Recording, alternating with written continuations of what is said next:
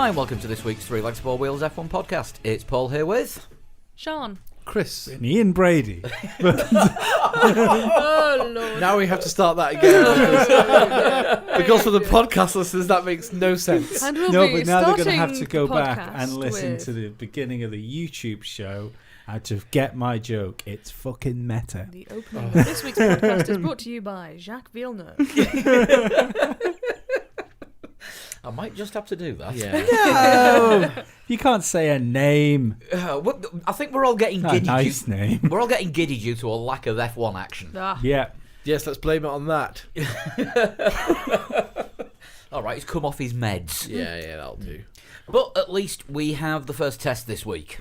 We do. First test for 2020 Formula One season starts on Wednesday. Yep. So for once, we're actually doing a show in testing week that'll come out before testing if I've got my arse in gear and released it at the proper time. But most of the cars have already been launched. I say most. We're still waiting for Renault official launch. Renault have only had a virtual launch. And the car was black. Yeah. And also Orlen, whatever the frig they're called. Alfa Orlen, Romeo Alfa Racing Orlen. Ferrari. There has been something Sauber. made of the fact that the test shot things of Team the new Kubica. Renault that were put out all suspiciously didn't have a front end on them. Did they not? No. I couldn't be asked. They've got Grosjean back. or But no- Maldonado. But have they got something? Have they got something in the front wing or something in the suspension? Sneaky. You don't bring that to the first test, though, do you? Don't know. Depends if you got it ready or not. No. If you Depends if you how Williams, integral. If it's suspension, it would have to be, wouldn't it? if you Williams, you don't bring anything to the first test. That's always an option. Only going yeah. on current form. Well, last year's form. Might also be this year's form. We don't know.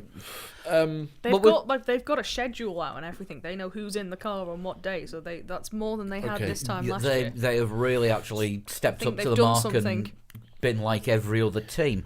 We have seen the Alfa Romeo Orlen car just with the snakeskin livery, which We don't think is a finished livery because it's the same as what they did last year. which is a shame because it looks far better because there's going to be too many red and white cars on the grid. Well, yes, there is that. No, but it's predominantly a white car, isn't it? You won't get the Alpha mixed up for anything, probably. The AlphaTauri. It'll have a big snake on the side, but the AlphaTauri is going to be white and grey. Well, but at bluey speed, sort of very colour. two predominantly white cars. Filmed in Arty monochrome, just like a company that would charge, I don't know, $160 for a plain blue T-shirt. Yes, yeah, which is exactly what they did, and they're sold out apparently. They're according to sold out in blue and black and red. Yeah, so Danny Kvyat has many fans with too much money. Or Gasly. Correct No, colours also. Danny Kvyat. Probably Kvyat, to be fair. But But probably an idea to have a look at, before we talk about the cars, there are a few newsy bits. Do you want to do news first before car launches? Yeah. Yeah, we may as well. One thing that happens every season is the new announcement of reserve drivers. Yes. And a couple of names cropping up again this year. Stoffel is back on the back in an F1 Saw garage. that. Yeah, he is Mercedes reserve driver. For all bar 3 races when it clashes with Formula E. Fucking Toto Wolff has the horn for that lad, doesn't he? He believes in him. Yeah. Believe in Van Dorn. which is interesting because did he not put it in a wall Yes. this weekend? Yes, with he was very leading the little Formula E assistance? Championship until he decided that wall looks great. Yeah, Well done, Stoff. I think I ran out of talent again. No, because Well, under pressure from I Alexander thought- Sims. this might come across as controversial to some. Oh. Not the clever people. The educated people will understand what I mean. Formula E is shit. It's rubbish. It's far too crashy. It's far too tight to really overtake people. The fact that they use road tyres so everything's dead slippery. I don't think there's enough in Formula E to actually Formula One, for all the problems you have with Politics? no, but between cars not being the same sort of thing. I think there's enough in Formula E where you can really get a judge of who's got it and who hasn't really fast. Like Formula One is really good at filtering out the people stroll that shouldn't be there, whereas Formula E seems so fucking random. that who knows how good any of those people are. Screen's gone off again. Don't let the laptop go to sleep like last time. Yeah. It's like it's so random. I don't think you can use it to get a proper judge on how good the people in it are. But regardless of that, Stoffel Vandoorne is Mercedes' third He driver is. Yes. for this year. He was leading the championship going into this round, and now after this round is not. No. I think it's Mitch Evans now is leading Yes. this one, possibly from Alexander Sims. Yeah. Someone just replied, Sam Bird is good looking. That's it. Also crashed. Also, ex-Mercedes reserve driver. There we go. Ex fucking Honda. Wasn't he floating around in that team back then as well? Honda, Braun, Mercedes. Yeah, kind of era. yeah. Okay, I'm sure possibly. he was kicking around at that point. Quite I do not possibly. And recall I that far think back. he was the reserve driver for BAR? Virgin. Virgin. Yes, Oh, he Virgin was. rings a bell. Yeah. Okay, fair enough. That maybe that's how he got in. Maybe it was in that. I think he's had followed the Branson money. brand. Yeah. So the day after I said on the last podcast that Jack Aitken could likely disappear, he turned up in Williams. turns up in a Williams. Tuesday News. I could have done a jump cut, but I couldn't be asked. I know. And then also signed with a new F2 team as well. Yeah, I got that a bit wrong. Yeah, that's good. I'm glad for him because it's like I still don't think he'll make it to Formula One, but he's too good just to fall away.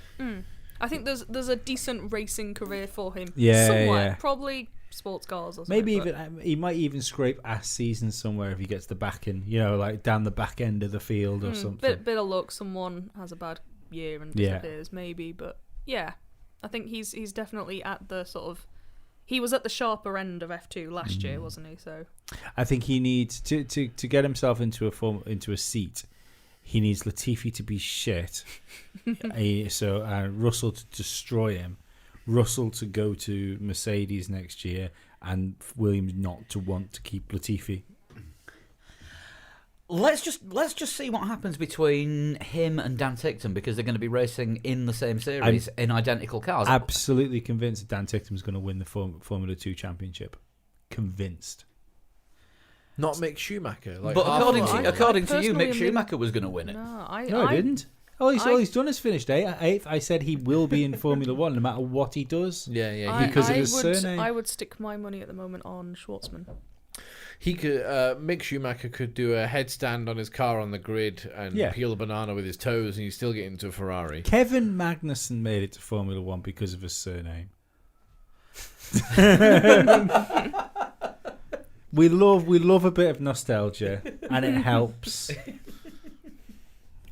Anyway, more reserve drivers. More reserve drivers. Of course, we already knew about Dan Ticktum at Williams as well, but I think he's just going to be the sim driver. He's not going to be. He's not going to be there on race weekends. But it looks like Jack Aitken is going to get one FP1 during the season. That'll be Just good to the see, one? I think. Looks like it. Yes. I bet. I think your man's going to have all the F1s booked up, isn't he? You know that 100-year-old, is he Indian? That Williams signed. Ryan Nissany. Yeah, Israeli. Yeah. Don't think he has enough points to do a Friday session. I think he's been I thought you were guaranteed. I thought you were looking at the spoof account that said that Ranganathan had been signed by Williams. No. And as somebody pointed out on a tweet after that, it says a lot about the state of Ferrari, where people were prepared to believe that Oh, it that was was Ferrari, happening. wasn't Yeah, it? Sorry, yeah. it was Yeah. Ferrari, But not Williams.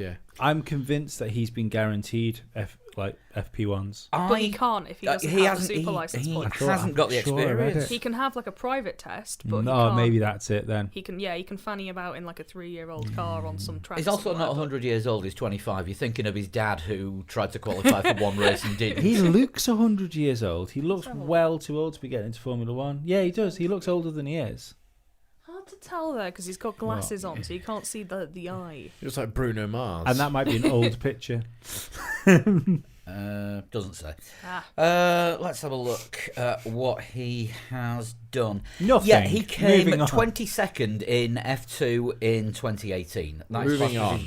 best finish. What? He will not be driving an F1 car on a Friday. For those that don't know, there are 22 cars.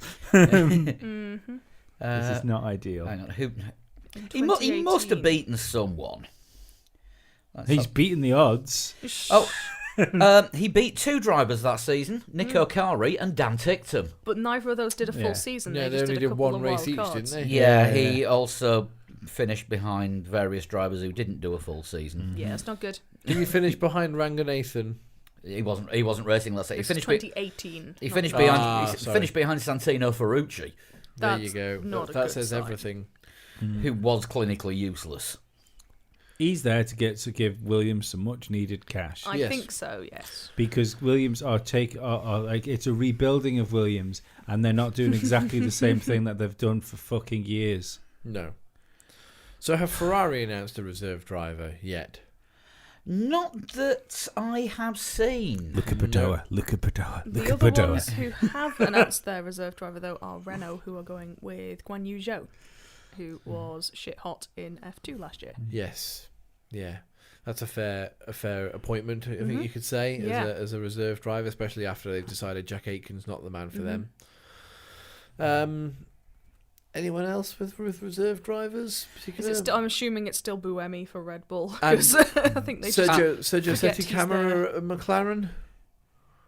I think McLaren had signed someone else, but I can't remember. Right, I have got a list here. Marcus Ericsson, courtesy of Keith Collantine's site Racefans. Mercedes reserve drivers are Stoffel Van Dorn and Esteban Gutierrez. Yeah. Ferrari, nothing yet. Mm-hmm. It'll probably be Brendan Hartley again, won't it? Let's be honest. He's got the experience. Red Bull haven't announced anyone. McLaren haven't announced anyone. Guan Yu Zhou for Renault. AlphaTauri, it's probably going to be Buemi along with his reserve Red Bull role. Have they announced David Schumacher yet? As part of the Red Bull young driver? Not yet. That's happening at some David point. Schumacher being the Ralph of young child, Schumachers. Yes. Alfa Romeo All-in Racing Snakeskin Robert Kubica. Haas currently don't have one. A spare Ferrari boy. And Williams have Jack Aitken, Roy Nissany, Dan Ticktum, and of course Jamie Chadwick. Anyone with any money, basically. It'll be Pietro Fittipaldi, I would imagine, at Haas, would it? He has been for the last couple of seasons when he's been able to walk after his leg shattering at Spa. Yeah, which is not ideal. But yeah, so there's a few teams haven't announced anyone, but I mean, of course, Mercedes, they had Ocon last year, and the Toto loved him that much, he lent him to Renault. If he's still got a test roll after having his leg shattered, that once again proves what a surname will do for you. Yes. Yeah. Yeah, it would be interesting who the reserve is at Ferrari, because, I mean, if those two drivers don't get on so well, they carry over the hatred and stir it up a little bit more from 2019. Then a call goes out to Hinwil in Switzerland saying, it's time. Send him back. Yes. I think it's going to be an interesting year for Leclerc, because I think, sometimes when you get a driver that comes into Formula One, I know this is his third year before anyone says anything, but someone always has a really, really good first year, and then they kind of just disappear and just become a Formula One driver. I feel like this is kind of his second go at a second year, Joe, where it's he'll either definitely keep carrying this momentum he had forward. a first year, didn't he? Yeah, he's had a first year in Ferrari, which is an excuse for not an excuse for mistakes, but he admitted that he didn't have the best season. He could maybe have done better. I think it all. Having said that, he had 7 poles. It all, absolutely. But I think it all rests with, say, 7 poles. How many wins? And how many poles did he have? 2. Because Ferrari were cheating like fuck. Yeah, we don't know about that yet. We kind of do. Yeah, we think it was. We think that's because as soon as someone says, "Hang on, Ferrari, you cheating," they stopped getting poles. Yeah. And started qualifying in 30th. Yeah. With the McLaren 65 McLaren spot. Yeah. The Button Alonso 65 place grid penalty. Yeah. Oh, okay. That'll be 30th. It's like, I think Ferrari again. Throwback to an earlier show when, in fact, in the pre-Dam days at Lee's Old House, where somebody said something wrong during the show and they got penalised. Now to start the following week's podcast in the kitchen. Yeah. Yeah. I think once again Ferrari are the most interesting thing going into this year, aren't they? I think so. Are we done with reserve drivers? Have we not got China? Or is that on the list? Are we doing news? Aren't I think we? we're still on news. We're doing news. We're meandering a little, but it's good. Yeah. The next thing is, according to Cyril Abiteboul, so It's a good start. take this as you will. He says that Renault are now in a safer position to stay in F1. So, given his level of accuracy in the past, they're fucked. Given the fact that he spells fact LIE, I'm not buying it. Because the business situation in Renault has now sorted itself out. They got a new the whole Renault Nissan group has got a new CEO coming in July, and the current interim guy is moving down to deputy CEO.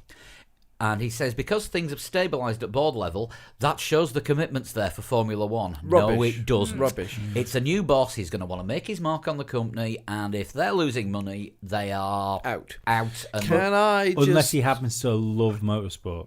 I just want to say, Cyril Abiteboul has said that Renault. Let's look at the language that he's used there. Safer, not safe. No. Safer. Which also to suggests stay in there has Formula been One. risk. Safer to stay in Formula One.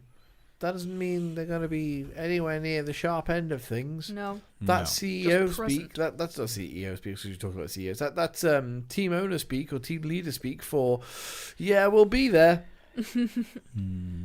Oh dear, Daniel Ricciardo, what have you done? He's destroyed his career. Like, he's gone from being like one of the hottest like 4 drivers on the grid that had every chance of becoming a world champion. And as Esteban Ocon fought his way into a team where he's going to be fighting with Daniel Ricciardo.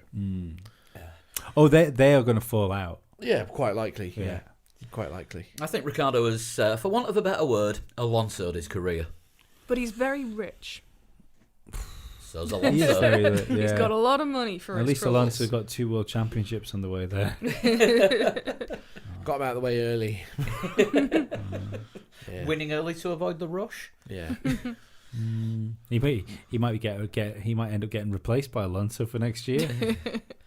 But last October, the interim CEO of Renault said that they were going to question all their activities. You're really going to have to do something about that laptop. It's worrying me.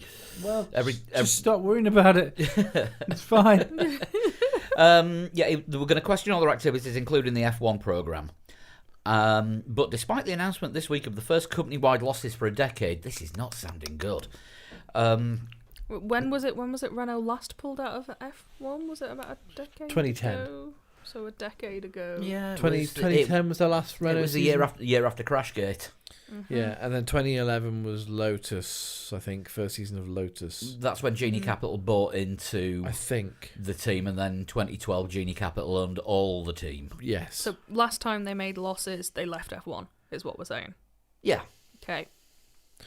That was part of the late global recession thing, though, wasn't it? I think It was when Toyota went as well, I think, wasn't it? Around about the same time. Toyota went a bit earlier, yeah. To the end of 2009, 2010, 2009, I think Toyota Possible, finished. yeah.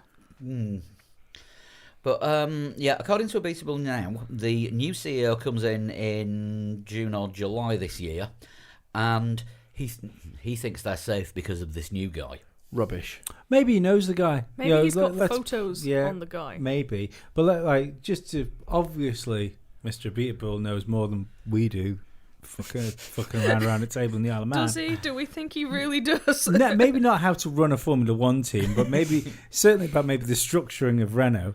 So maybe he knows the guy. Maybe he knows the guy's committed to Formula One. And imagine if you get a guy that comes into Formula One and is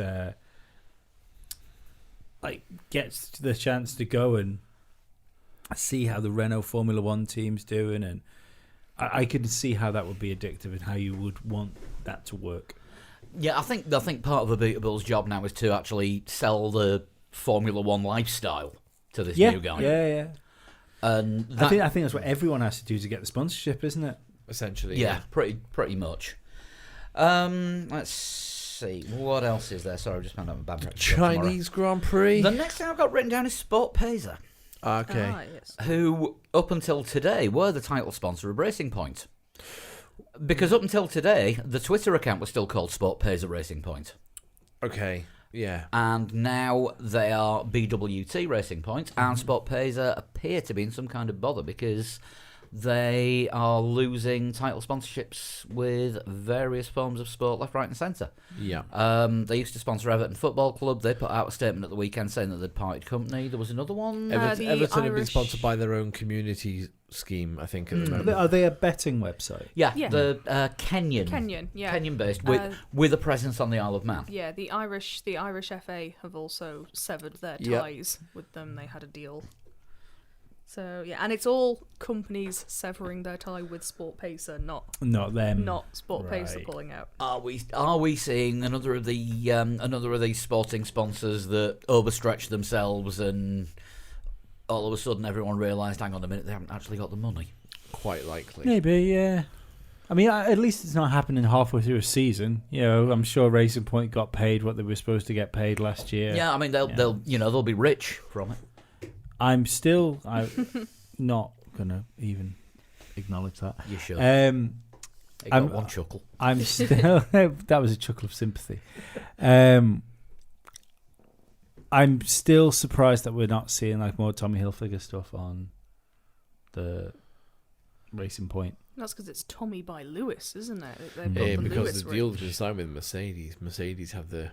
Oh, yeah. No, I think Mercedes have probably got some kind of exclusive deal. Maybe. And don't forget that Lewis was sponsored by Tommy Hilfiger before any Stroll. Tell you what, any Stroll money was anywhere.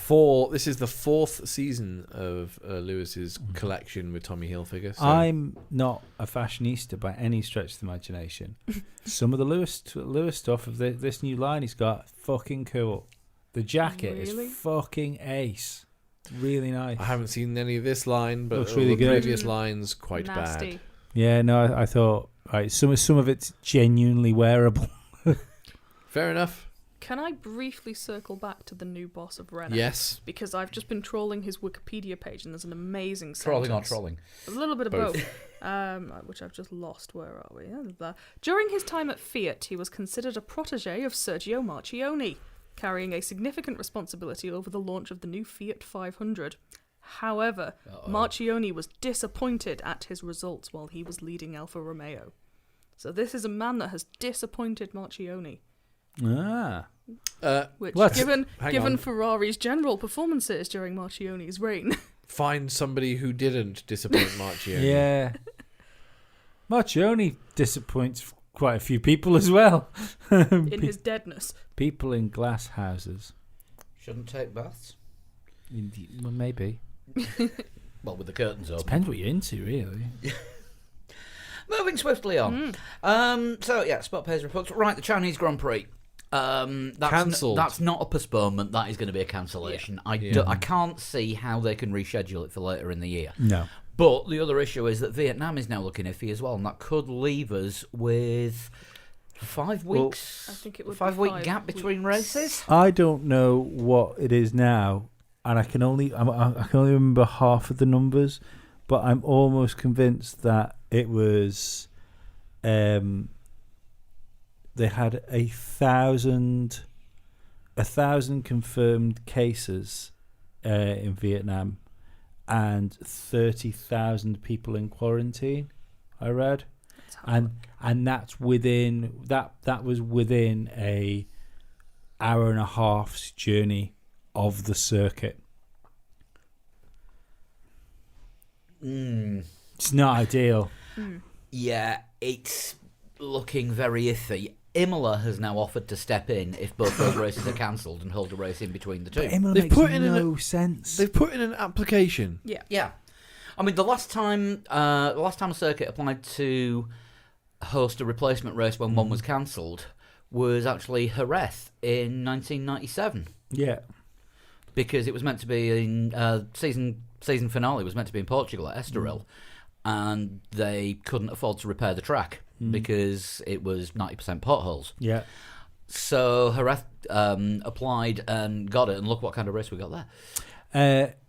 When was the last time there was a Grand Prix at Imola? 1990. No, 2005. 2005? I thought it was 2005. I remember it whenever the Dreamcast came out, the Dreamcast Formula 1 game. Yeah, the Dreamcast game had one. Formula 1 2003, the game definitely went to Imola. Yeah. I think the last Formula 1 Grand Prix at Imola was 2005. I think you're probably right. I'm just looking this up now. 2006? 2006. There you go. Wow. 1 year out, as Ken Bruce would say.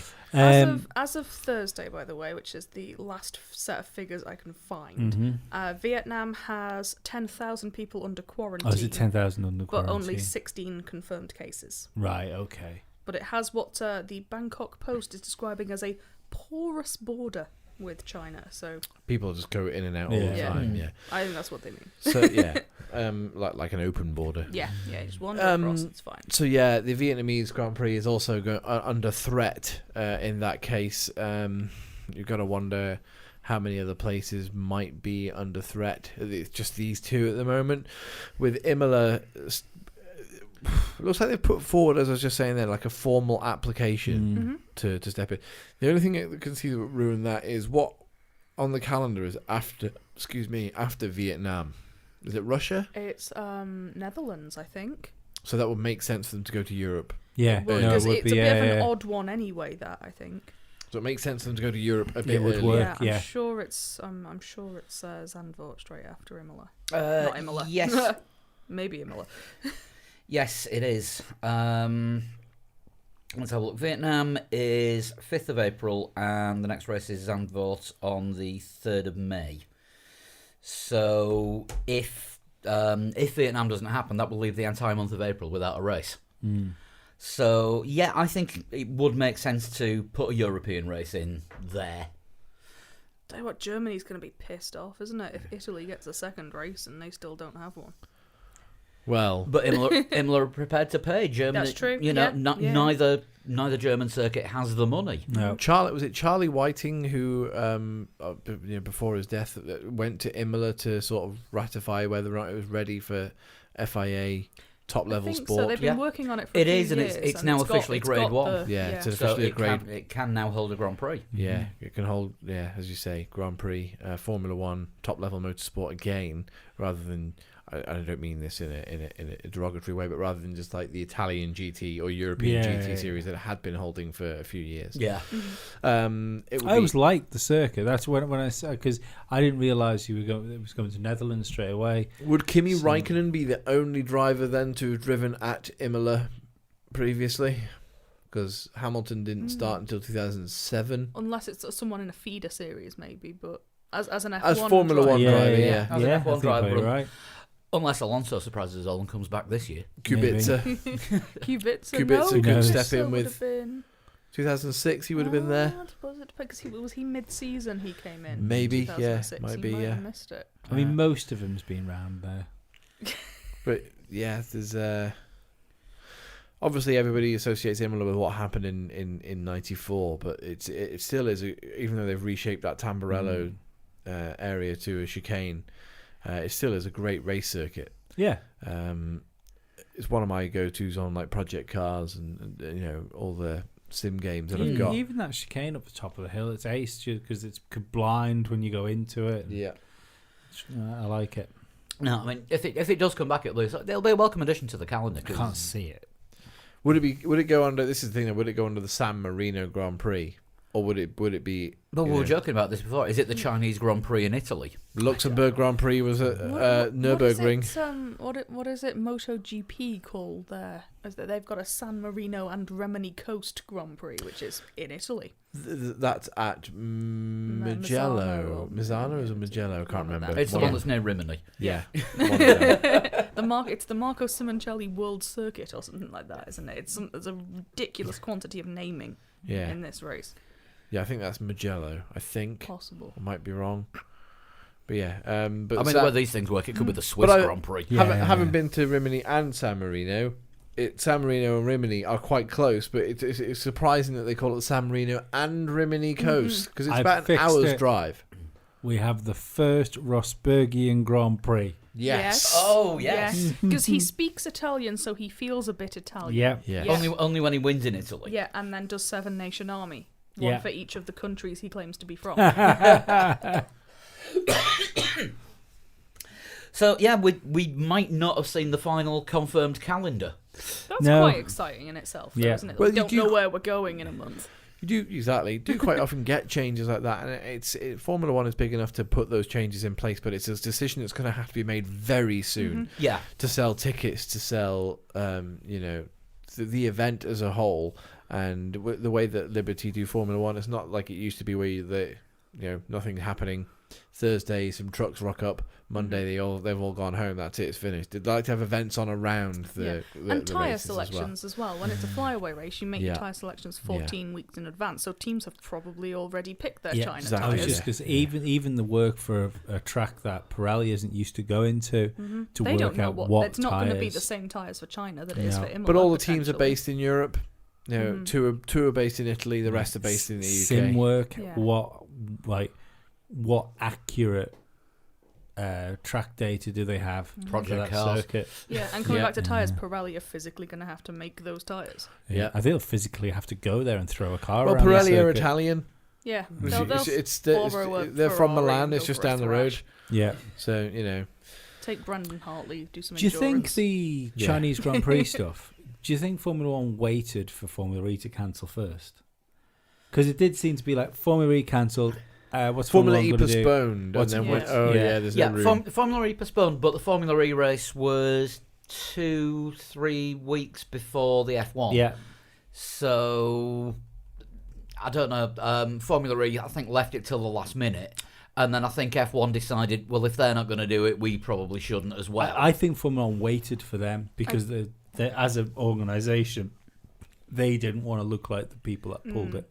I think the other thing is with Formula E, because they don't have as many races in the calendar, it potentially was an easier decision for them because they could have the option to say, actually, it's fine now, let's go later in the year. Whereas for F1, trying to slot this race back in somewhere. Well, what Formula E have said is they've got space to put it back in the calendar later on in the year, or if they're not able to do that, make New York a double header again. Exactly, because it's easier New Jersey. for Formula E to drop that race. Yeah, so they've been able to do it, but Formula One had to come up with something, and I think they've probably got several contingency plans. They just haven't decided on what they're going for, and I think monitoring the situation in Vietnam gives them the opportunity to, we may be able to get a European race in now. Yeah, because of the time difference and, of course, the logistics of getting somewhere to, like, someone like Sepang was mentioned about, being taking over a reduced rate just so that they can have a race.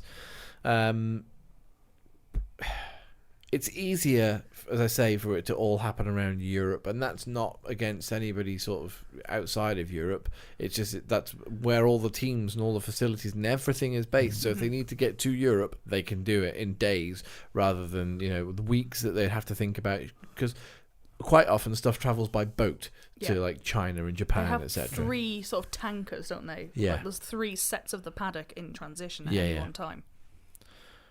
So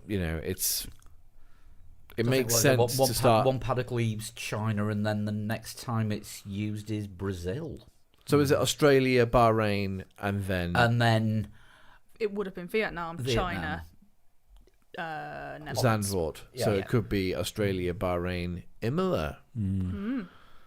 Under whatever guise, San Marino, perhaps. That's 3 very different parts of the world very early on, which is exciting. Okay, 3 races in, going back to Europe, Bernie will be going mental. Oh yeah, definitely. if it was up to him, Europe would have nothing to do with Formula One now.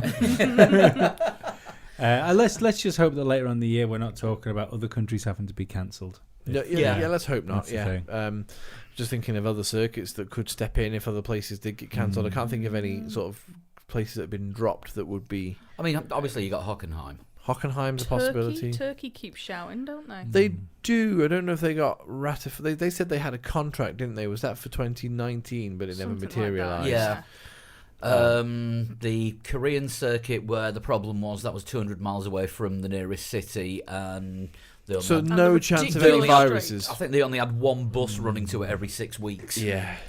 There's India, but that was shit.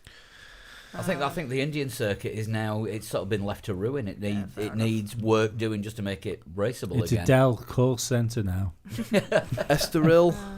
Estoril's a good circuit. Estoril doesn't. It's a bike circuit. Estoril doesn't have Grade 1 status anymore. Same Jerez. Same with Jerez. Jerez. I don't think that's Wow. not capable under the current regs. And of course the Valencia Street Circuit, which it's been left to ruin. We've seen that. Yeah, it looks like Mad Max, doesn't it? You've seen pictures of it. Yeah. every time you see footage of what it looks like now, you just get ghost town by the specials going through your head. Lee doesn't he? Hates Scar. Estoril has an FIA Grade 1 license. Yes. So let's go to Estoril. That's a good option. So we haven't been to Estoril since 1996. The Buriram Really, that long? International Circuit. Look, which let's is all be honest Thailand. here. We all want to see a Formula One car go through the corkscrew, don't we?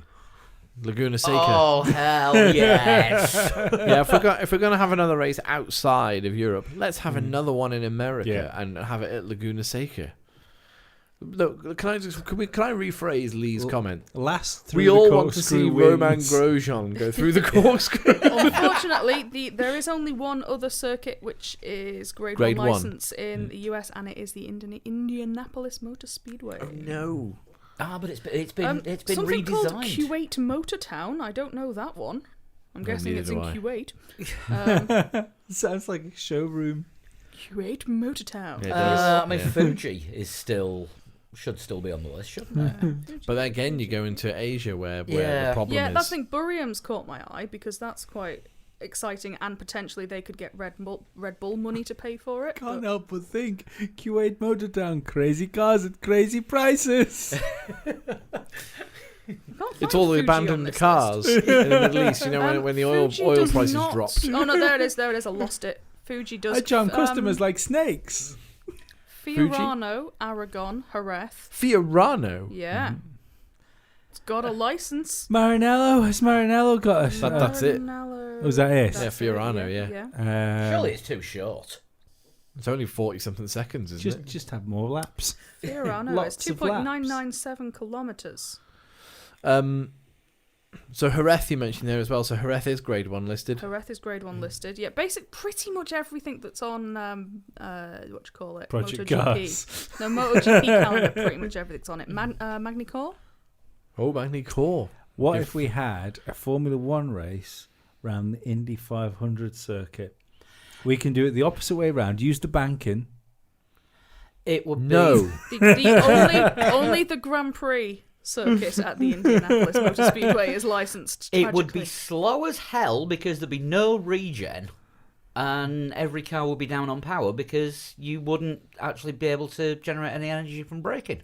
I meant we could use the Grand Prix circuit. Oh right, Nothing yeah. could go wrong. Ralph Schumacher. Isn't driving. The Kimi Ring in Finland has got its certificate, which is the new one they're doing for MotoGP, but is mainly called the Kimi Ring in Finland. That's amazing. Why is that not hosting F1? It's Kimi with a Y, though, It is isn't Kimi it? with a Y, Yeah. but, you know. Did anyone else see him on Instagram getting his son sorted out with a cart? I did. Yes, the son's been karting for a couple of years Yeah. and seems to be fairly on it. So basically, there are plenty of options for There a are makeup 42. race. There are 42 Grade 1 circuits in the world. Brilliant. So there Plenty are to 20 choose going from. spare, presumably. Yeah, we will wait and see. Right, it's been launch week.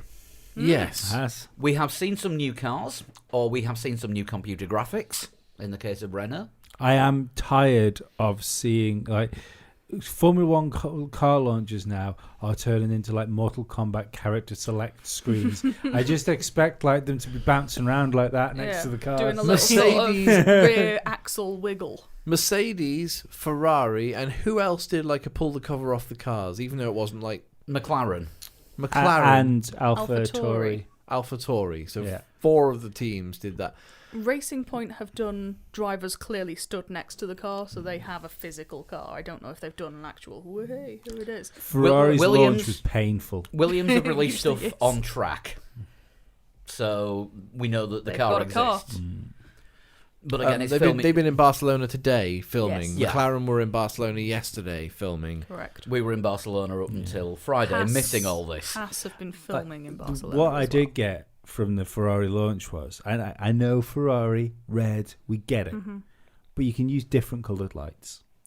And it's the whole theatre sort of thing was just swamped in this red glow. Oh, very Amsterdam. And at one point, because they had like people doing stuff and things there, it looked like some sort of ceremony from Eyes Wide Shut. It was fucking stupid. Do you think that they were using the red lights so that they would be able to hide bits of the car? Because obviously a red car won't show up well under red lights. I think they sacrificed children to Moloch.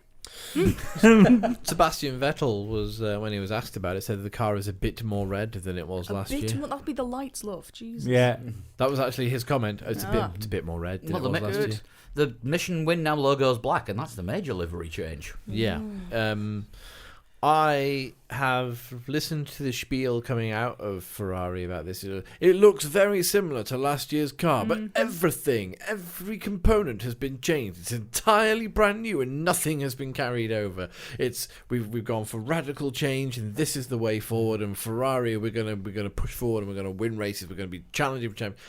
Do you know what? When is the last time completely overhauling your car was a good idea? I can remember Ron Dennis stood in front of the cameras when McLaren Honda was released. This is completely new. That went well. I think the last time a completely overhauled car it came out from under the cover and did well was when Honda changed to Brawn. Yes. Yeah, I think you're right. Don't get me wrong. I mean, I think there's either a little bit of lying on Ferrari's part going on here, and there's never almost do that. Yes. Everyone is lying right now. It's either more of an evolution, or they have totally, completely screwed themselves by overhauling the car when they were almost in a winning position. Oh, it will be a brand new type of car that wins in 2021. Good Lord. Prediction. Brand new type of Christ. Somebody take a note of the time and date so we can refer back to this momentous prediction. But I'm kind of with you with the whole releasing cars that look the same and like the Red Bull looks the same at a first glance. They made a big like the actual car, not the car, but they made a big deal about the same livery. Why change a winning formula? Everything is a different shape on that car. Yeah. Almost everything's different. It's very different. That's another thing that I'm amazed actually how I'm amazed how different the Ferrari, Red Bull and McLaren look to the other cars we've seen. Because in previous years we've seen Red Bull with the camo livery. Mm-hmm. The camo is they're trying to make it look like last year's car. Yeah, and it's really not. It looks like they've been making cars for different regs. You know, like you could quite easily see. Like if you take that sort of thin nose that they've got without the bump and stuff on the middle, and like the way the Coke bottle on these cars is really tight in at the rear end and stuff now, you could quite easily think, oh right, all the cars look like that, and that's from a different year to those cars because they're too similar, and they're too similar to be the same year. Yeah. A source at Red Bull says the car is completely different from last year. Someone high up has said it's all or nothing, so nearly everything's been changed on it. Although something did fail on the test rig. It's usually at this time of year when the car's on the test rig for the failures to happen. It had its shakedown at Silverstone last week. The first week of the test will just be running everything in, systems, engine, etc. And then the second week, most of the Australia race spec will go on the car. So look for the Red Bull next week to see how different that it's going to be. It makes sense because when you think about the way that development plans work with Formula One, and you have like ideas and concepts that grow, and you might have this bit on the car this season, but down the road you've got an idea of what that might morph into. Mm-hmm. It makes sense for whatever under these regulations, whatever you've gathered, you might as well throw it all at your car because you're not going to get a chance to use it again. Yeah. That's the thing. For Red Bull, this entire generation, they've been behind Ferrari and or Mercedes at various points. So actually, they might as well just go all in this year. Because what else are they doing?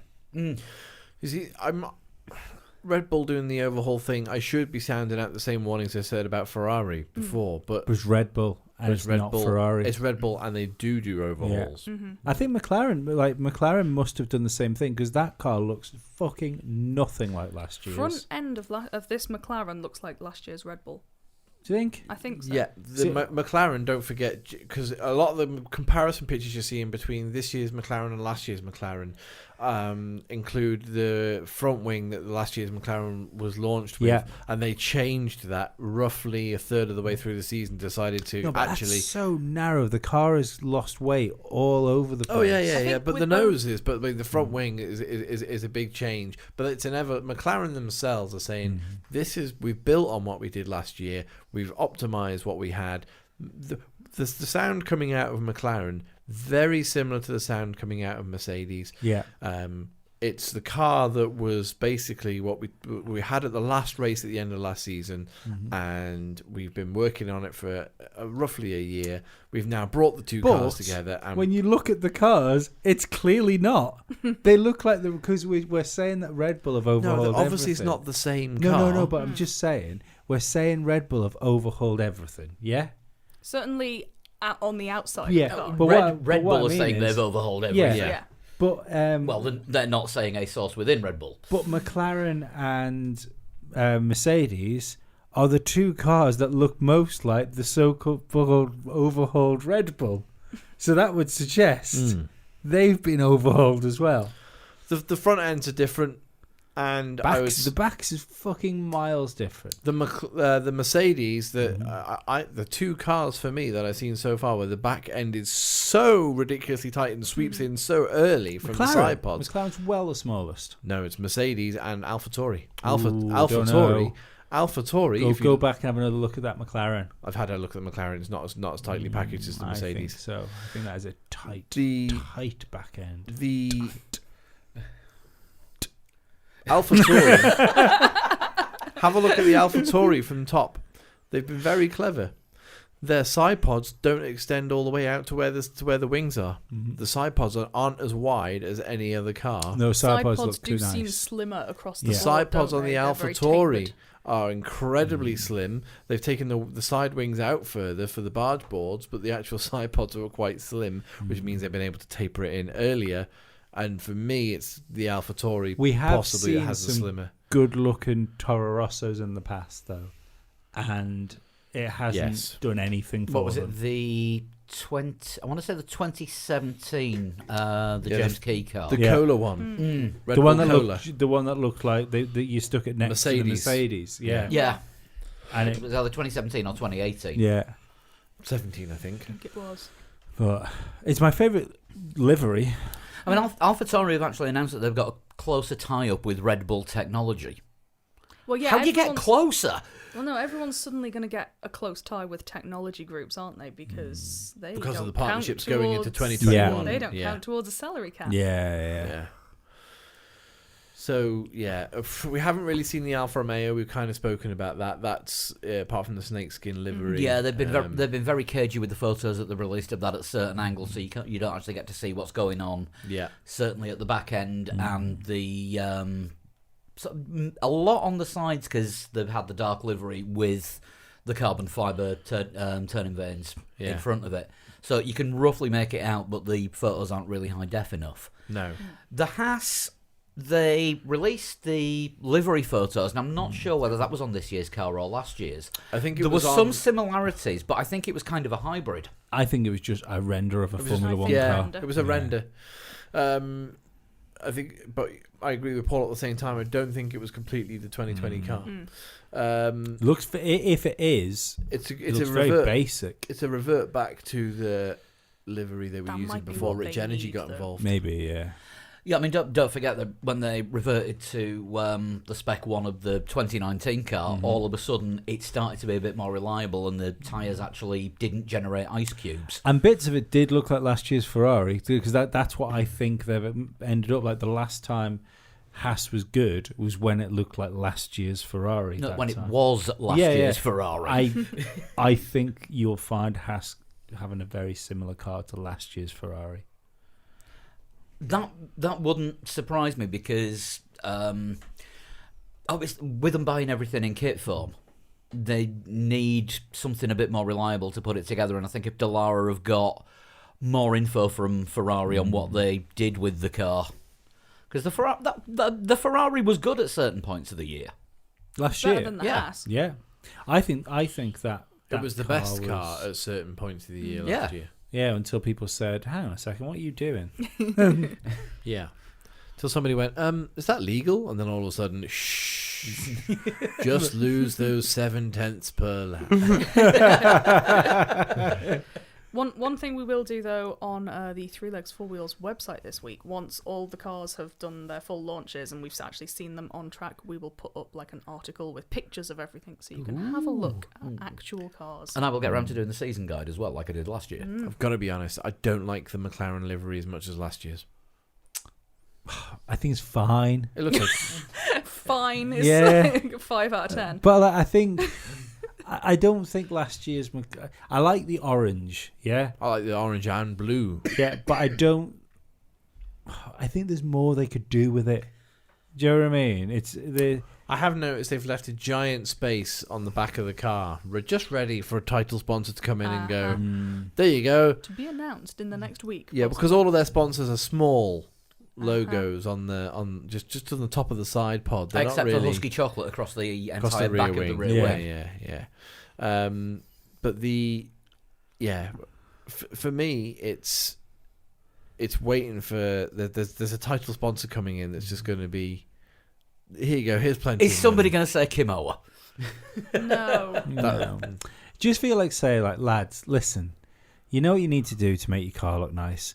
Go back and look at the test livery that they used to run when they used to run the orange cars. Do that. Yeah? Just make your car look the orange like and black. the old black. test livery. Yeah. And it'll look ace.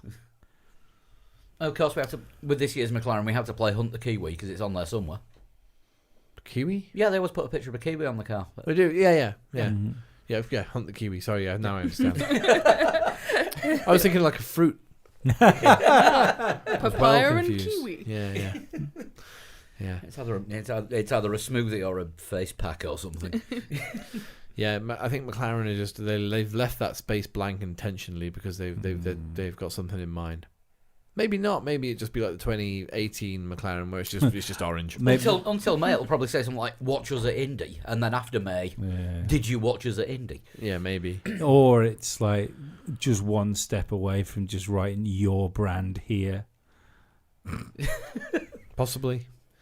Caterham. That was just the whole car, wasn't it? The Williams we saw today, didn't we, for the first time? Yeah. What do we think of that? I think the livery is awful. It's a Marmite one, isn't it? I kind of like it. I don't. Yeah, It does look a little bit like Aquafresh. It looks like a fake We've had car. Aquafresh, we've had the French flag. Yeah. It looks like a fake car that you get as your Formula A car or project cars. Yeah. Well, there's now pictures of it on track, so it's a real fake car. It is real. I know it's real, Jasper but Racing or something like that. Yeah. Yeah, I mean, Williams already said this car's an evolution, so they're evolving from like a single-celled organism to 2 cells. I really do hope they can do something more. I'm just 2 points? Yeah, but just be closer. Even if you're not scoring points, just be closer to the other cars. cars. Be on the same lap as some of the other cars. But I'm not. That's not a prediction. Bold or otherwise. Yeah, I mean, we might know more a week on Friday. And at least we're going to get to see Williams at both tests this year. So the car's been designed on time. It's been built on time. Yeah. Nobody's quit or left for personal reasons or been fired or whatever. No, you bitter. I mean, to be fair, Nobody to do with the design. Yeah. To be fair, every team on the grid has like there's some marquee names when it comes to like the technical side of Formula One, isn't there? And every team has somebody that if you really rack your brain, you'll think of, oh, he works for Renault, or he's gone from McLaren to Renault. There isn't a name at Williams anymore. Not to say that there isn't tremendously talented people there, and maybe there'll be someone that makes There's the no name. Rob Smedley. Yeah, maybe they'll make a name for themselves in Williams, but you just think that the people that have fell out of that team, and I still like the people that take the Williams side over, what's his name? Paddy Lowe. Paddy Lowe, yeah, it's like people that seem to even try and pretend themselves. Paddy Lowe leaving Williams was a good thing for Williams. Did Pat Fry go to Williams? He was there as a consultant for a couple of races. He's gone again. I think so. Yeah, I think he turned up. Yeah. I don't know that he did anything. I think he was just seen to be there. When Pat Fry was in charge of Williams, was the last time that it was competitive. I mean, Patrick this Head was like last season. Patrick Head was there as a consultant as well. After we predicted it on that show that we did with Scarbs. Yeah. And then all of a sudden 2 weeks later it happened. I think that was the main thing we got right all last season. Yeah, well, everything that we've predicted so far in this podcast is basically going to not come to fruition. So congratulations to Charles Leclerc for winning the 2020 World Championship. And George Russell for getting his first podium. Yeah. Oh, Pat Fry is at Renault apparently now. I'd kind of forgotten about that. Oh God, yeah, I remember that. But I knew he'd gone somewhere. I thought it was Williams. This is the thing. What I mean, every team you look up and down the grid, there'll be one of those key personnels there. Yeah, but Williams just don't have that person. And they've had, like, I think, the Smedley coming in and going. Why have I forgot his name again? Paddy Lowe again. Yeah, they're like a Patrick, coming and going. Don't they? Yeah, Pat Fry, Paddy Lowe, Patrick thingy.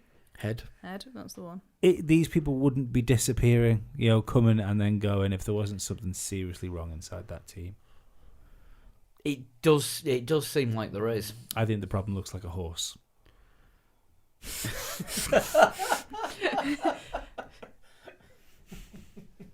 And with that, we'll move on. Yes, we'll move on. So, who are we left to see that is actually launching properly? Renault this week. And Alfa Romeo. Yeah, so we'll actually get to see the real cars on Wednesday, which is the first day of the only 3-day this time testing session. Because of course, testing has been cut back pre-season testing has been cut back by 2 days to make up for the 22nd race, which now doesn't look like it's going to happen. Yeah, great plan. Just while we're on the subject. Anyone seen anything about what's happening with the Extra MG UK that the teams are going to be allowed this year because of the extra race? Well, now that there might not be 22 races, well, there might be. We don't know. Are they allowed to claw it back? Are the regulations going to change? It's going to be back down to 2. I think that'll be set in stone. I think that'll be what the teams are working with. And let's all be fucking honest that if we do lose a couple of races and they've got some extra components, They'll might just mean thrash it a bit more. Yeah, and it might mean we don't get fucking stupid penalties. So I imagine they'll keep them. Yeah. I know under the cost cap they want component usage to be reduced. You've already budgeted for that, and you're not having to pay to get to another track. So chances are those components are all produced and paid for. Yeah, anyway. they're probably sat in a warehouse somewhere ready to be fired up. Yeah, but like I said, not seeing anything about that. So testing this week, full days live on TV now. Morning and afternoon sessions on F1 TV Pro and for UK viewers on Sky Sports F1. Last time we just had the first week's test and it was just the afternoons on Sky. This time we've got the lot, all 6 days. I'm maybe taking some time off work to watch it. Very good. Rather than being unemployed and watching it last year. Yeah, it's all very exciting. I like it when testing starts. You just... the season's actually coming. Close. We're on. I mean, 4 weeks from now we'll be doing our first race review. Yeah, I like the mental gymnastics you have to do to try and convince yourself that you've got an idea of what's going on. Usually involves a pen and paper or a calculator or just lying to yourself. Or just getting Scarbs on to tell us. So we don't think. I think that's the avenue. So basically, if you're listening, Craig, any chance you're free in like 2 weeks' time? Basically, the argument is at the moment it's evolution versus revolution, isn't it? Is it the teams that have gone down the revolution route, like Red Bull and Ferrari, that are gonna push forward and get the jump, or they're the ones who maybe have gambled a bit more than they, because they could afford to, or is it the teams that have chosen the evolution route, Mercedes and McLaren, who are gonna end up with 2020? And I think we can probably, although we've not heard anything to confirm it yet, I think we can put Renault in the revolution route as well, because they look like they wanted to change everything just to suit Ricciardo. For 1 season. Yeah. Yeah. They will stake their Formula One life on, oh God, it's happening again. I mean, it's a big thing for the like. Realistically, when you look at Ricciardo, it was a poor year for Renault. But I mean, what do you do if you're Renault? Like, you had a guy that you were paying $1 million a year, and then you had another guy that you were paying $20 million a year. And I like Ricciardo. I don't think there was 19 million difference between him and Hülkenberg. Have you seen the trailer for season 2 of Drive to Survive? No. Which came out today. There appears to be some bad blood. There's implied bad blood between Hülkenberg and Abita Bool. Right. Abita Bool makes a pissy comment about when you get a podium, that's when you'll get a seat on a private Whoa! Jesus. Yeah. No, I've not seen the trailer. I've heard the trailer, and I can confirm there is Steiner swearing. Yeah, it's very, very swearing. I can't wait. When's that out? Week on Friday. Is it 20th? Is it 28th? 28th. So last day of testing. Yes. Oh yes, can't wait. So taking that day off work then. Testing during the day, binging Drive to Survive that night. I'll have a different experience watching it this time because I was sick when it came out last time and I was full of morphine. Oh, so it might not be as exciting for you this year. Maybe not. No, We're all on tracks. I'll instead tell of you what, I clouds. am never coming round to one of your watch parties ever again. I'll probably remember that. We do remember when Lee nearly died, though, don't we? Yeah, we're just laughing about it. I remember that because I smashed the whole series really quickly because I had nothing else to do, and when I finished the last episode of that and then listened to your album. Yes, and that's when I messaged you saying that whether it was Jericho would have been mid-March. Yeah, that came there was out. one of the tracks that I thought sounded fucking ace. I remember messaging you about it while I was fucking high.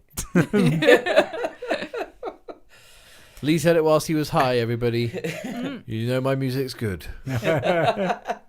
And that ends this week's Afro Man session. Remember, you could still search Chris Flood on Spotify. You can, and I suggest you do.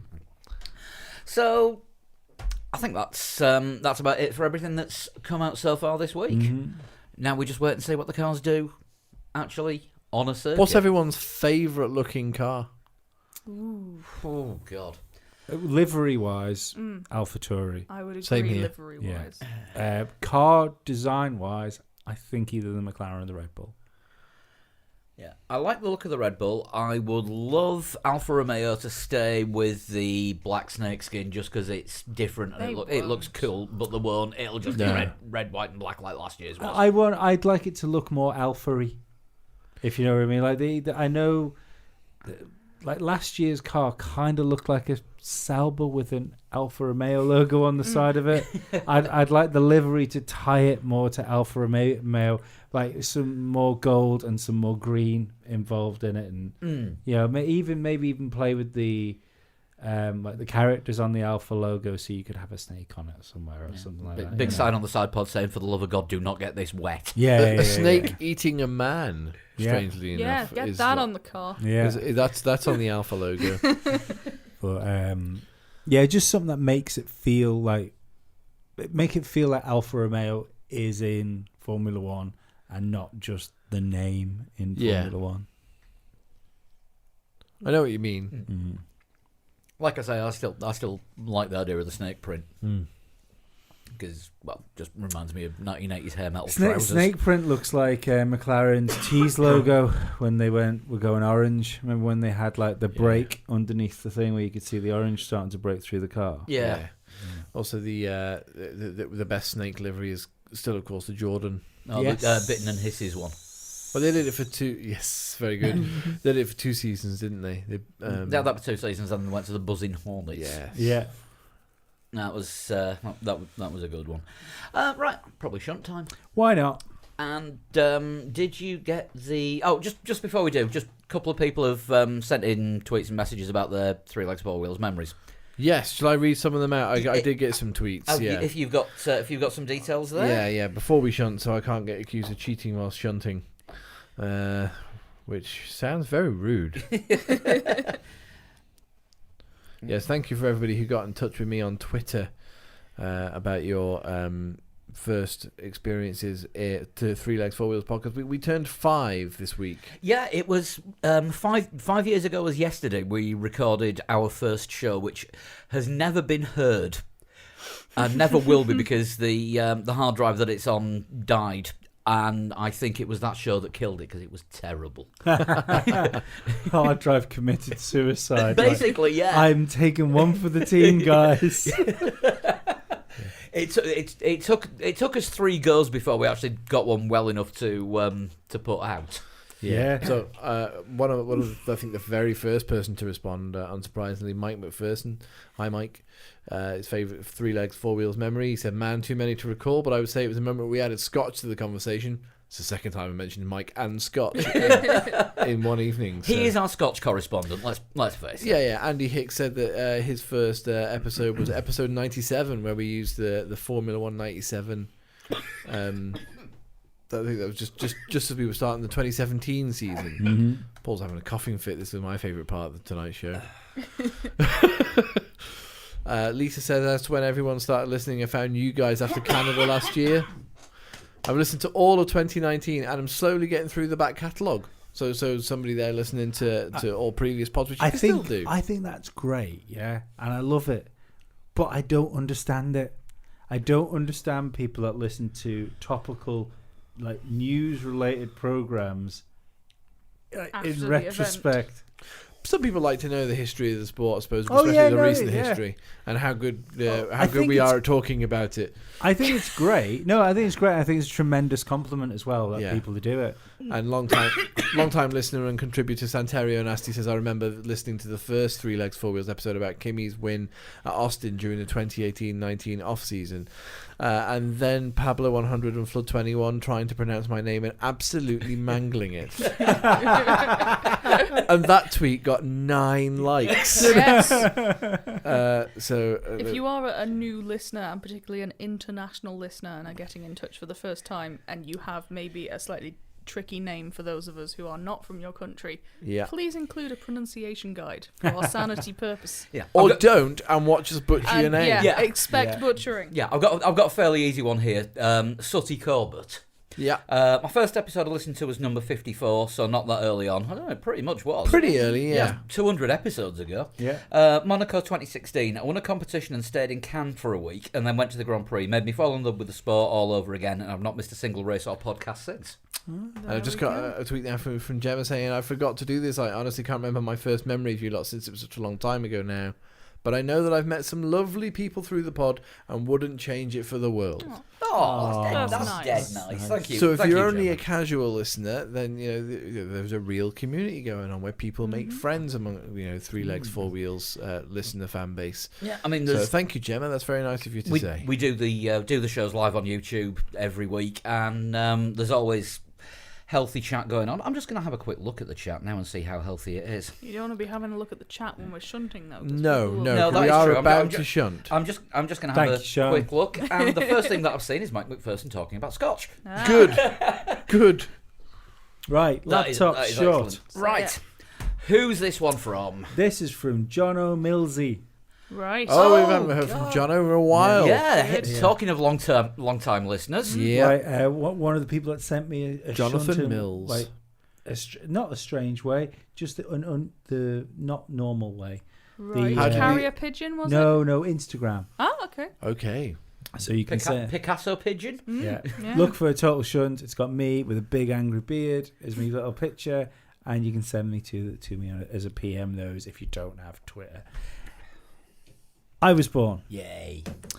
The same year that Newcastle United won their 6th FA Cup. Wow, okay. Sterling Moss became the first English winner of the British Grand Prix. Right. Okay, this will be 1955 because Sterling Moss was around and driving back then. Okay. And Newcastle United beat York City in the semi-final when they went on to win the cup. Ah. York City knowledge may prove to actually be worth something. So you think it's 55? I think it's 55. In 1955. And the York team at the time were nicknamed the Happy Wanderers. Anyway, carry on. Right. No. Well, there we go. So if they're born in 1955, that would make them 65 this year. I raced for Scorpion in the British Formula Ford Series against Nigel Mansell in 1976. That'd be about right age-wise, yeah? Yep. Mm-hmm. I am American. Right. Okay. Which Andretti are you? So, could be an Andretti.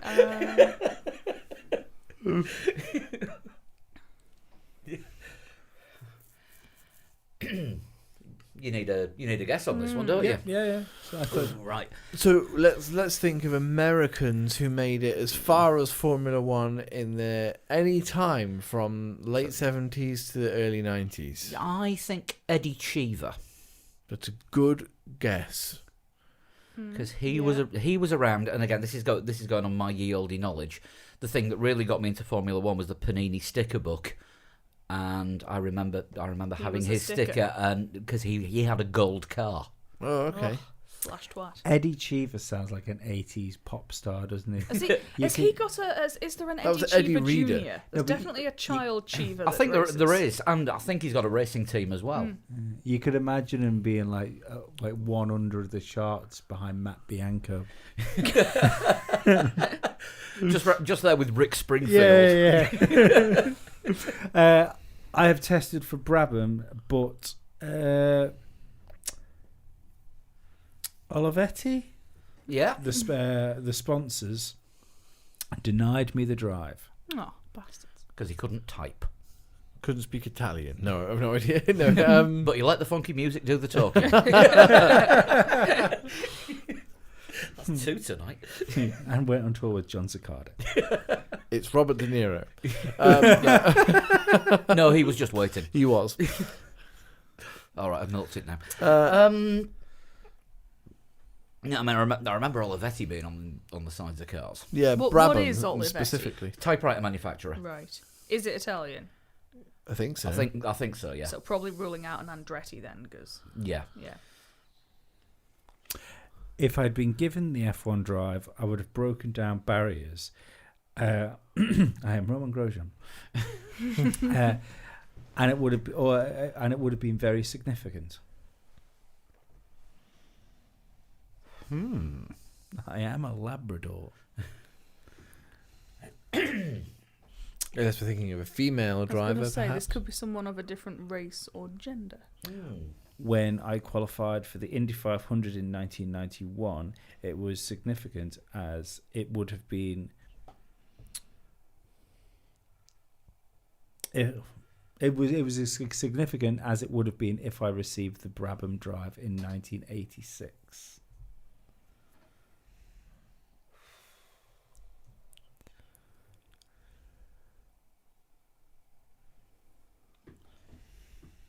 I'm thinking not Eddie Cheever.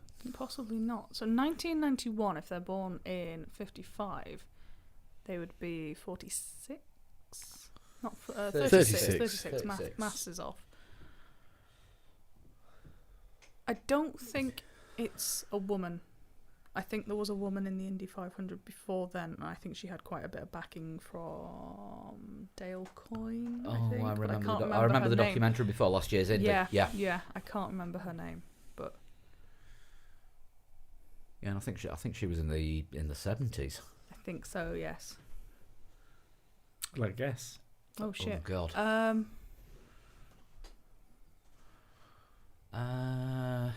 Jeez. I've got nothing. What nationality was Davina Galitza? She was British, wasn't she?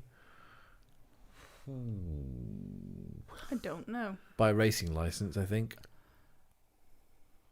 think she might have been. Desiree Wilson? I thought she was British. I think she had a British license, but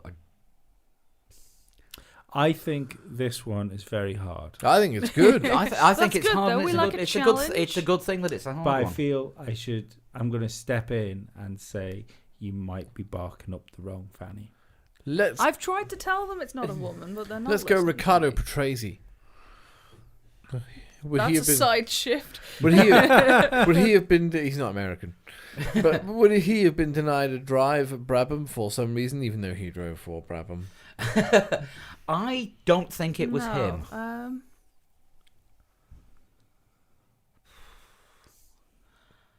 I've got nothing beyond my first guess, which I'm getting less and less confident with every clue.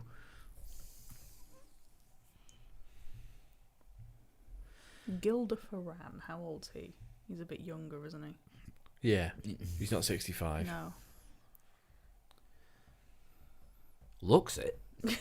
He's a difficult one to place, isn't he? If you don't know how old he is, you've got a bit of a spectrum, I think. Yeah, I think it cut him in half and count the rings.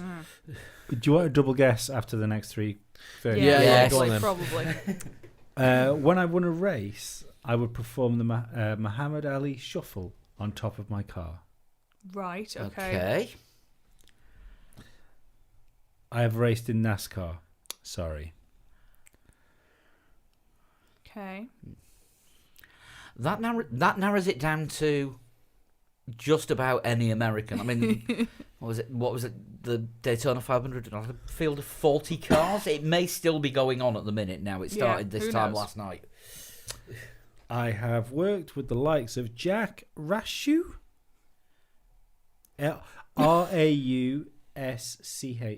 Rausch. Roush. Jim Truman and Bill Cosby with the raping and the drugging and the Bill Cosby? Yes.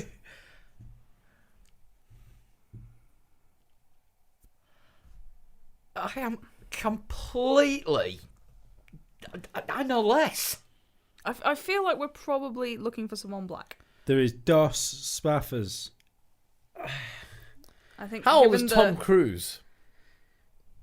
So I say someone black, you say Tom Cruise. In real years or Xenu years? Real years.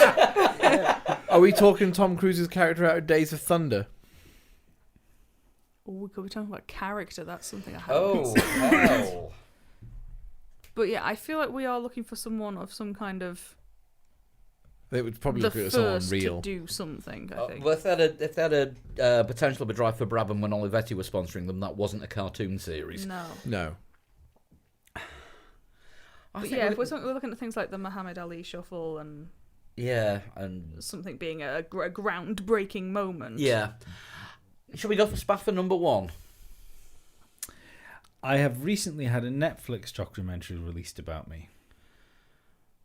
Again, that could be anyone. Literally. The people against O.J. Simpson? Is it Taylor Swift? I'm R. Kelly.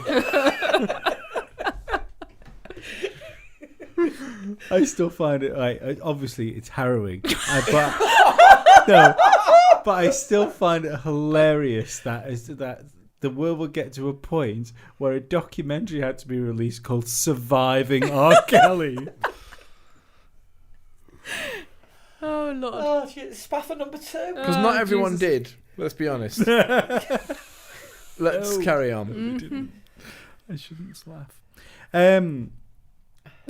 Me reaching the Indy 500 was a similar significance to Lewis Hamilton entering Formula One. I'm guessing this has a skin colour thing to it. We're looking at somebody who may be of, maybe not black, but Asian descent. Interesting. Well, no, because there've been plenty. There was Japanese drivers. Well, from... we've established they're born in America. Yeah. Like this is I have never heard of this person. Good start. And it might be the most NASCAR name I've ever read. Oh God. Bubba Earnhardt the 12th. Not a million miles away. Well, but as Duke Hazard Jr. John Boy. Walton. How else can I help? By giving us the answer, I think we're beat. I think John O'Mills has beat us. Good chance well we done, don't mate. know this Well done. person. I am Willie T. Ribbs. I have heard the amazing name. I have heard That's the an name. amazing name. The first African American to qualify for the Indy 500. Awesome. Very good. That was an excellent one. It was that an excellent really one. Good fun. That was bloody Willie hell. T. Ribs. There he is. What a name! Oh, he's got a parent called Bunny Ribs. That's amazing. Worst barbecue side. Bunny ever. ribs. Bunny Ribs. That sounds like a type of vibrator. Ribs for, yeah. Hellfire. I'm just going to check the YouTube comments and see how many people were shouting at us. No one got that. Not even Mrs. Ribs. I saw her in the comments. That was fantastic. Right, how do you send a shunt in? Tweet me at a total shunt in a private message. Instagram me at a total shunt in a private message. That's your lot. Do it. Right, if you want to get hold of the rest of us, you can get the show at 3 Legs 4 Wheels on Facebook, Twitter and Instagram. And individually, we are At Flood21. At Sean Cowper. and at Pablo100. Right, Formula Lee time. Meow. This was a lap of the Bahrain short course in the 1992 Williams, and a few entries this week. And I'll rush through the top 20. A few people I need to know your actual names because I've only got your gamer tags. But in 20th we've got Dan Lyons. I came 19th. I'm still scoring points in this. I'm not crap. In 18th was TK-421MDW. Good name. It could be a double-barreled surname. It might be a hyphen. 17th was Marcel Streak. 16th was I'm Not Very Good. Another good name. You were better than 11 other people, Perhaps, but worse than 15. In 15th was Ruben Hernandez. 14th Ian Walker. 13th Stephen Perkin. 12th was Pete Bull. 11th Chris Shales. Right, top 10. Nosebleed territory. Ed Forsyth was in 10th place. What? Our perennial just outside the points. Esteban Gutierrez. I think we have to stop calling him Esteban now. He's a regular point scorer. Yeah. Yeah. 9th was Weitzer Camping. 8th was Callum Graham. 7th... You thought of my joke then. I did. Yep, we all did. 7th is another one whose name I don't have, and I've only got the gamer tag, which is Pipendi Banges. I'm just waiting for something. Oh, right, okay. That sounds like someone saying something in Dutch or Welsh. No, Look, Dutch. Welsh, we don't have J's in Banges. Welsh. Well, not like that. Anyway, 6th was Matthew Gooch. 5th... Yes, surname's Gooch. You do this every time. Technically, what you've written there is more like... Yeah, but it's pronounced Gooch. Okay, fair enough. We've had the Fair conversation. We've mangled his surname before. That's understandable. Yeah, we've that had happens. this conversation. It happens. Matthew, I'm so sorry. Yeah, 5th was Max Williams. Talking of mangled surnames, Santerio Nasty was 4th. Oh, well done, Santeri. Good effort. Right, top 3. 104.811. In 3rd place was Carl Armstrong. I think Lee's about to die. I don't understand why that caught me so off guard then. 2nd place, Gooch, you've tickled me. 2nd place, 104.496 is Carl Toomey, and this week's winner with a time of Carl 103. Carl to me, babe. We've lost Lee completely. Give him the morphine. Go on, who's won winning this this week? 103.673 is Chris CPMK9. Very good. good. Robot. Yeah. Great. So Russian bots have infiltrated Formula Lee. Amazing. last race of the Winter Series, another 2-week one, and it is going to be in the 2010 Red Bull round. Valtteri, it's James. Can I finish that? Yeah, sorry. 2010 Red Bull round the short Silverstone circuit, and it's another 2-week one, so you have until Monday the 2nd of March, 7 o'clock UK time, 2 p.m. Eastern. Do it. Sorry, that's yours, that. Send your times in, private message on Twitter, or email 3legs4wheels@gmail.com, or if you're on PlayStation, add me as a close friend, that way I get to see the real name at Pabstar. That's about it for this week. I think so. Yeah. So we've got testing coming up. All that remains for us to say is thank you to all the Patreons who subscribe to our extra show that we do, the non-Formula 1 related one every week, and that's live on YouTube as well. And congratulations to Cody. Oh, And congratulations to Cody Piscatelli, who has graduated from university and got a real job. A real job, and he's using his real job dollars to become a Patreon. And so thank you, Cody. It's a good use of your money. Everything that goes into Patreon helps us out.